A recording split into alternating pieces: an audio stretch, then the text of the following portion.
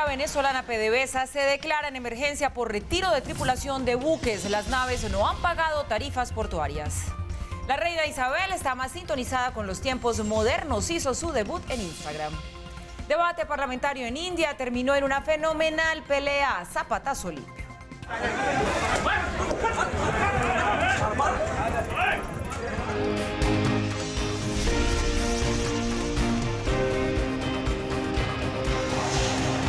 Red Más Internacional. Bienvenidos, empieza aquí ahora una nueva emisión de Red Más Internacional. Andrés Páez, qué gusto saludarlo como siempre, ¿cómo le va? Encantado, hoy tenemos una gran acción deportiva, pero veo que las noticias también se agitaron. Mira, como siempre, Venezuela está allí como en el centro de ese debate, en el centro de la información que nos interesa, le hacemos seguimiento diario, así que vamos a comenzar, si a usted le parece, por allí, porque aumentan los problemas, esta vez para la petrolera estatal venezolana PDVSA, y es que la compañía se declaró en emergencia marítima por la devolución de buques en Europa. La agencia Reuters informó que una unidad de PDVSA declaró la emergencia marítima luego de que la empresa alemana BSM revelara planes para devolver los buques de la estatal venezolana que están bajo su operación. La compañía alemana confirmó que sus tripulaciones van a abandonar los buques Río, Arauca y Parnaso, actualmente retenidos en Portugal, porque PDVSA no les ha pagado ni a otras compañías ni a una autoridad portuaria. A esto se suma que un tercer buque operado también por BSM y conocido como el Ícaro fue incautado en Curazao por un grupo de empresas navieras que reclamaban facturas por pagar. Lo más grave es que PDVSA no tendría el personal para recuperar de inmediato esos barcos debido a un déficit de 160 empleados. Y para acabar de completar, la petrolera venezolana le estaría debiendo a BSM más de 15 millones de dólares, además de enfrentar una oleada de despidos y renuncias sin precedentes. En más noticias de Venezuela, el régimen de Nicolás Maduro estaría contratando médicos palestinos que cobrarían hasta $1.500 al mes. Y un hermano de Hugo Chávez será embajador en Cuba. Adán, hermano mayor del fallecido presidente Hugo Chávez, y quien recientemente ofreció estas declaraciones durante el 6º aniversario de la muerte del denominado comandante. Y seguro que ustedes comparten eso conmigo, de alguna manera lo mencionaba también Nicolás en sus palabras, nuestro hermano, presidente, camarada, presidente constitucional de la República Bolivariana de Venezuela, Nicolás Maduro Moros, hijo de Chávez. Entonces es nuestro hermano y es nuestro sobrino también. Fue designado por el propio Nicolás Maduro como nuevo embajador del régimen en Cuba. Y es que la dictadura chavista sigue fortaleciendo las relaciones con sus principales aliados. En las últimas horas el sector salud denunció la llegada a Venezuela de unos 15 médicos palestinos. Y lo más preocupante aún sobre estos médicos palestinos es que ni siquiera hablan nuestro idioma. Los profesionales de la salud palestinos contratados por el régimen ganarán entre $1.500 y $1.800 mensuales, algo que indigna a los médicos venezolanos, ya que solo devengan entre $5 y $6 al mes.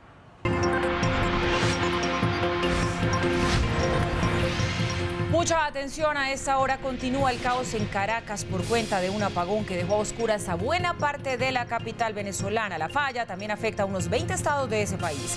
Hacemos contacto con nuestro corresponsal Jorge Luis Pérez Valeri, quien nos entrega el reporte más reciente de la situación allí en Venezuela. Jorge Luis, adelante. Paula, muy buenas noches. Te saludo esta vez prácticamente oscuras, y es que este apagón se extiende ya por más de 2 horas en la ciudad capital. Ocurrió a eso de 10 minutos para las 5 de la tarde, hora de Caracas. Se ha mantenido, hemos visto las complicaciones que esto está provocando, no solo para las personas que a esa hora estaban ya saliendo de sus trabajos, se disponían a volver a sus casas, y comenzó a fallar en su totalidad el transporte público. Por ejemplo, el metro de Caracas no está prestando servicio. Evidentemente, las personas tienen que salir al campo terrestre, buscar transporte terrestre para movilizarse, pero este se colapsa por la cantidad de personas que comienzan a abarrotarlo. Las comunicaciones muy complicadas a esta hora, Paula. Es una fortuna verdaderamente poder hacer este enlace a través de una conexión remota de Wi-Fi a la que pudimos acceder, pero si no hubiese sido por eso, este enlace prácticamente no es posible. Se queda Venezuela a oscuras, es una crisis recurrente, es una situación que se repite, los apagones son cada vez más frecuentes en los últimos años. Lo que ha dicho el gobierno de Nicolás Maduro, que mantiene el control sobre lo que es el aparato del Estado, de las instituciones que controlan este tipo de servicios públicos, en este caso el eléctrico, es que se trató de una falla que se produjo en la principal central hidroeléctrica de Venezuela, que se llama Guri. Es el embalse hidroeléctrico de Guri, está en el estado Bolívar, esto es el suroriente de Venezuela, y según dijo el ministro de Energía Eléctrica de Nicolás Maduro, se trata de esto nuevamente, según el gobierno de Maduro, de un sabotaje.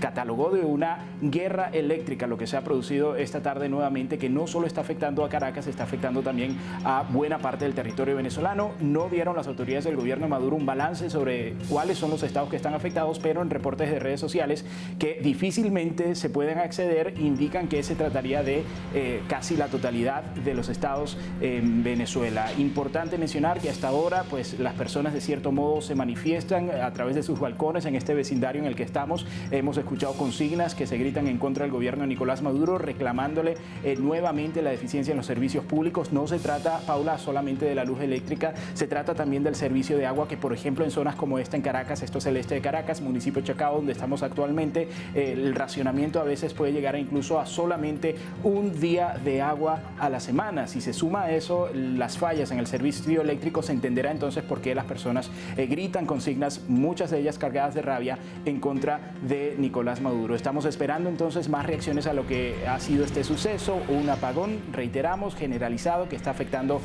casi toda la totalidad del territorio venezolano. Se complican las comunicaciones, se complica el transporte y por supuesto se complica la posibilidad de informar, pero mientras podamos hacerlo, Paula, vamos a mantenernos en ello. Volvemos contigo a Bogotá.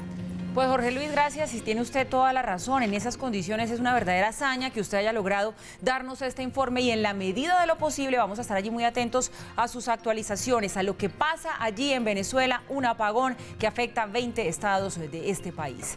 Y miren ustedes, el periodista norteamericano Cody Whitley ya está en Estados Unidos, pero denunció que el régimen de Maduro lo amenazó con mantenerlo preso en Venezuela por su trabajo. Me dijeron, las amenazas que me dijeron era que me podría meter preso por el trabajo que yo hago, que es periodismo, que por lo que yo hago es un delito en Venezuela. Con este testimonio llegó a Miami el periodista norteamericano que fue detenido durante más de 12 horas por el régimen de Nicolás Maduro en Venezuela. Contó detalles de la forma en que fue tratado durante su cautiverio. Bueno, yo me senté y era evidente que ellos querían que yo respondiera a preguntas políticas y que dijera cosas muy políticas, que Nicolás Maduro sigue siendo el presidente, que Juan Guaidó no puede autoproclamarse en Venezuela, que eso es imposible. Entonces era muy evidente. Y aseguró que a pesar de que su vida corrió peligro, desea regresar a Venezuela. Sí, claro, yo tengo 5 años en Venezuela, o sea, yo he hecho mi vida en Venezuela, realmente. Yo no soy venezolano, pero tengo 5 años allá, ¿me entiendes? Algunos medios venezolanos revelaron que este reportaje que el comunicador norteamericano presentó para el canal 10 de Miami el 20 de febrero, en el que denuncia las deserciones militares, habría provocado su detención. Tras el anuncio del régimen de Maduro de expulsar al embajador de Alemania, la Unión Europea condenó el hecho. El ministro de Relaciones Exteriores alemán Heiko Maas tildó de incomprensible e inaceptable la expulsión de su embajador en Venezuela por haber recibido en el aeropuerto al presidente interino Juan Guaidó. La Unión Europea, de la cual Alemania hace parte, también condenó el accionar del régimen de Nicolás Maduro. La Unión Europea condena el hecho de que el embajador de Alemania en Venezuela fue obligado a dejar el país y expresa su total solidaridad con Alemania. A esta declaración reaccionó el canciller de Maduro, Jorge Arreaza. Venezuela espera que la Unión Europea recupere el equilibrio y reconsidere sus posiciones de permanente interferencia en nuestros asuntos internos, su clara alineación con la estrategia de agresión de Washington y su apoyo a los actos inconstitucionales de la oposición extremista. Juan Guaidó, por su parte, publicó unas fotos con el embajador alemán en Venezuela, Daniel Kriener, manifestando su rechazo a las amenazas del régimen usurpador. Atentos a lo que vienen, porque la verdad es bien interesante. El Departamento de Estado de los Estados Unidos le enseñó a la prensa la terminología para referirse al presidente interino de Venezuela, Juan Guaidó. Su portavoz explicó por qué no debe ser llamado autoproclamado. We have noticed in news coverage that some outlets are incorrectly referring to Juan Guaidó as the opposition leader or the self-proclaimed president.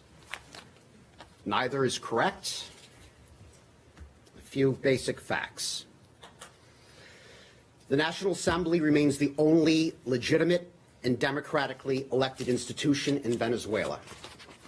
Juan Guaidó was elected president of the National Assembly on January 5th, 2019. And on January 10th, Maduro usurped the presidency. Therefore, the president of the National Assembly, and relying on Venezuela's constitution, as president of the National Assembly and relying on Venezuela's constitution, Juan Guaidó became interim president of Venezuela on January 23rd. Millions of Americans and more than 50 countries recognize Juan Guaidó as interim president of Venezuela. He is appointed and credentialed ambassadors to international organizations in the United States and numerous other democratic nations and other democratic nations. So to refer to Juan Guaidó as anything but interim president falls into the narrative of a dictator who has usurped the position of the presidency and led Venezuela into the humanitarian, political, and economic crisis that exists today. Ahí estaba la lección entendida, esperan desde los Estados Unidos. Cambiamos ahora de tema, nos ocupamos de la justicia argentina, que deja en firme la decisión para que la expresidenta Cristina Fernández de Kirchner sea procesada por las acusaciones que pesan en su contra en lo que tiene que ver con el atentado a la Mutual Judía AMIA ocurrido en 1994 en Buenos Aires. Rechazando los recursos de queja que presentó la defensa de la que fuera presidenta de Argentina entre 2007 y 2015, la Corte Suprema de Justicia confirmó la acusación de Claudio Bonadío. Siendo el juez instructor del proceso, Bonadío acusa a Fernández de Kirchner de presuntamente encubrir a miembros del gobierno de Irán que corresponderían a los autores intelectuales del ataque con explosivos a la Asociación Mutual Israelita. La ahora senadora lo habría realizado a través de la firma de un memorándum de entendimiento con Irán, memorándum que jamás se activó al no ser ratificado por el Parlamento iraní y declarado inconstitucional en Argentina. El atentado contra la AMIA dejó 85 muertos y 300 heridos. Sucedió el 18 de julio de 1994. No fue reivindicado por ninguna agrupación, pero Argentina acusa de preparar y ejecutar el ataque a exgobernantes iraníes, entre ellos su fallecido expresidente Ali Rafsanjani. La reina Isabel II de Inglaterra se llevó todos los aplausos en el Museo de Ciencias de Londres al publicar su primera foto en la red social Instagram. La foto hace referencia a una carta que recibió de su tatarabuelo, el príncipe Albert. Este fue el momento en el que la reina Isabel II de Inglaterra publicó su primera foto en la red social Instagram. La publicación, que ya cuenta con más de 160,000 likes o me gusta, es la foto de una carta escrita por el matemático Charles Babbage, quien, según la máxima monarca de la realeza británica, fue el pionero de la computación. Una carta en poder de los archivos reales escrita en 1843 y dirigida a la reina Victoria y su esposo el príncipe Alberto, tatarabuelo de la reina Isabel. El acontecimiento tuvo lugar en el Museo de Ciencias de Londres, el mismo lugar desde el cual la reina Isabel hizo su primera publicación de Twitter desde la cuenta oficial de la familia real británica en el año 2015. De regreso, seguimos recorriendo el mundo y sus noticias. Un lapsus del presidente Trump se hizo viral en cuestión de segundos. En pleno encuentro con el CEO de Apple, Tim Cook, Trump le cambió el apellido y pasó de ser Tim Cook a Tim Apple. I used to say, Tim, you got to start doing it over here, and you really have. I mean, you've really put a big investment in our country. We appreciate it very much, Tim Apple. We appreciate it very much, Tim Apple. But we're opening it up. We have to bring people in. We want them to be people based on merit. Bueno, muy Donald Trump, fue un momento realmente jocoso. Y el Comité Nacional Demócrata decidió excluir a la cadena Fox News de la emisión de los debates entre los candidatos del partido durante la campaña por las elecciones primarias. Esto sí no es jocoso. La decisión fue tomada a raíz de un artículo de la revista New Yorker sobre las presuntamente cercanas relaciones de la Casa Blanca con el canal. El Partido Demócrata asegura que no permitirá que Fox News sea anfitrión de ninguno de los debates de sus candidatos en primarias, después de las revelaciones que supuestamente sugerían que Fox News era un presunto motor de propaganda para Trump. Here they are. Businessman Donald Trump.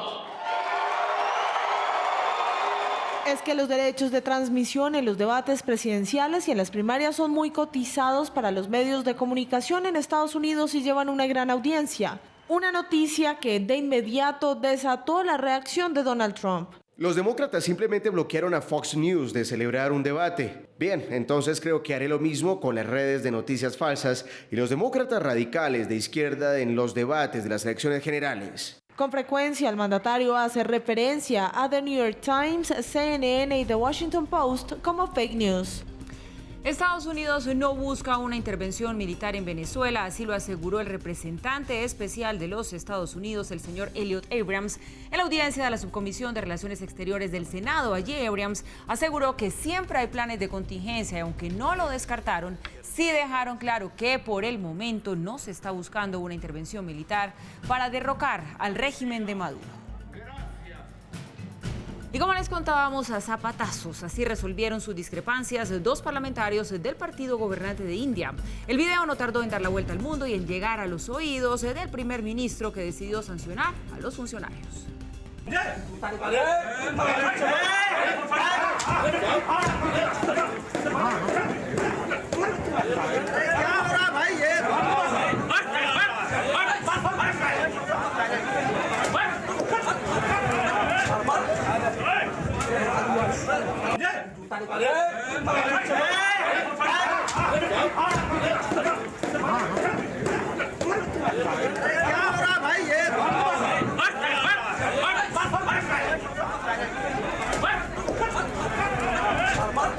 ¿Qué tal esto? Qué bonito ejemplo, por Dios. Y cantones de Manta y de Manabí en Ecuador amanecieron inundados por cuenta de las torrenciales lluvias que acompañan el temporal invernal que desde hace 5 meses azota a ese país. Las impactantes imágenes muestran las inundaciones que se han producido por el desbordamiento de varios ríos. Gestión de Riesgos Ecuatoriana estima que durante los 5 meses el saldo por la lluvia es de 15 personas fallecidas. El Comité de Operaciones de Emergencia, por su parte, recomendó la evacuación temporal de los moradores de cantones afectados como Chone, Manta, Manabí y Junín, esto debido a la fuerza del agua y de la persistencia de tormentas eléctricas. Una columna de ceniza de 2.000 metros de altura dejó la más reciente explosión del volcán Popocatépetl en México, que aunque se convierte en un espectáculo natural, pues despertó la alerta volcánica amarillo 12, lo que significa que puede estar acompañada de caída de cenizas y escombros de corto alcance.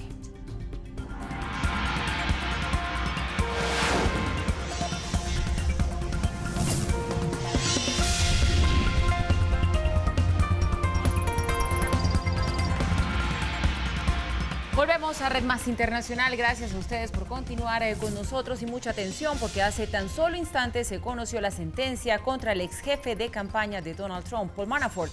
Fue sentenciado a 47 meses de prisión. Esperaba una sentencia de hasta 25 años de cárcel.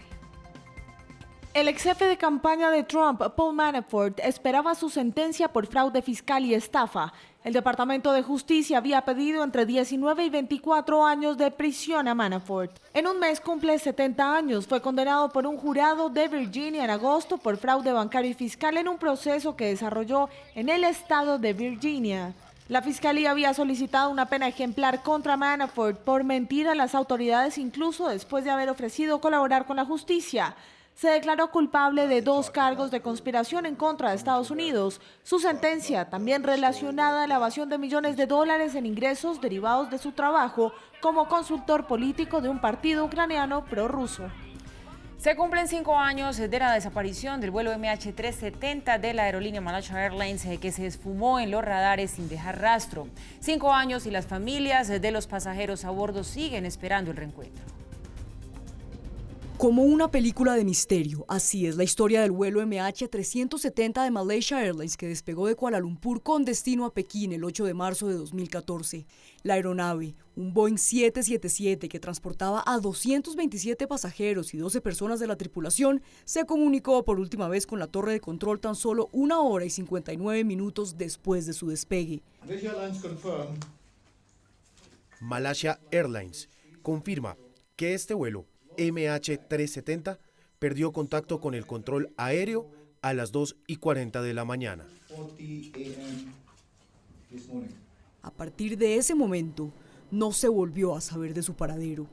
Las autoridades de Malasia iniciaron una exhaustiva investigación y búsqueda del avión en el Océano Índico, lejos de tierra firme, sin conseguir resultados. With the heaviest heart and deepest sorrow that on behalf of the government of... Con el corazón arrugado y la pena más profunda, en nombre del gobierno de Malasia, declaramos oficialmente que el vuelo MH370 de Malaysia Airlines accident in accordance with the standards of annexes es un accidente de acuerdo con los estándares de los anexos 12 y 13 con la Convención de Chicago y se presume que todos los 239 pasajeros y la tripulación a bordo del MH370 han perdido la vida. 370 are presumed to have lost their lives. Pero a diferencia de lo dicho por la aviación malasina, los familiares de las 239 personas a bordo continúan con la esperanza de encontrarlas con vida. Queremos que la búsqueda continúe y estamos haciendo todo lo posible para mantener vivo al MH370 en las mentes de todos los que estamos aquí y en las mentes de todos los que vuelan. Y aunque intentan rehacer sus vidas sin sus parejas, padres, hijos o hermanos,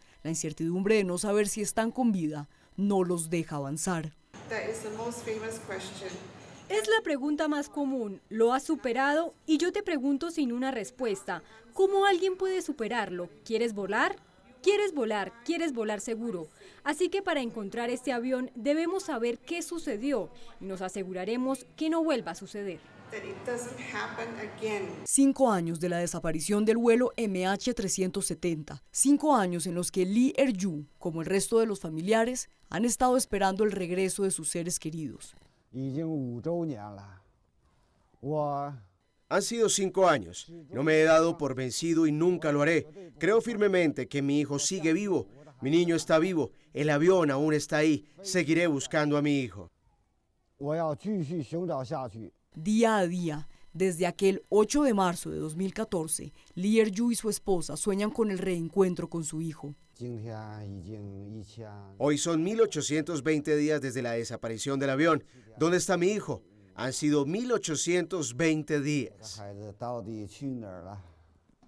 Pese a que el equipo investigador asegura que la aeronave cayó en el Océano Índico y han mostrado partes de un avión Boeing 777 rescatadas de las aguas, no tienen la certeza de que correspondan al vuelo MH370 que hace 1820 días se esfumó de los radares aéreos sin dejar rastro. Gran dolor para estas familias nunca saber dónde están los cuerpos de sus seres queridos. Se entiende lo que sienten.